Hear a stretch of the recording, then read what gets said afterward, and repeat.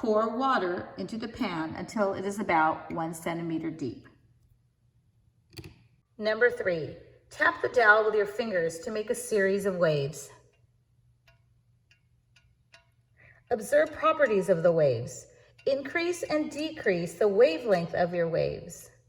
Explain in the data and observation section how you change the wavelength.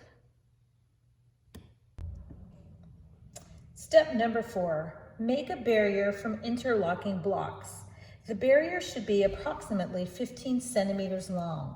Lay the barrier in your ripple tank at approximately a 45-degree angle to the dowel.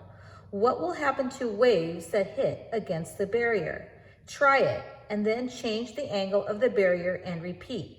Record your observations with words and images.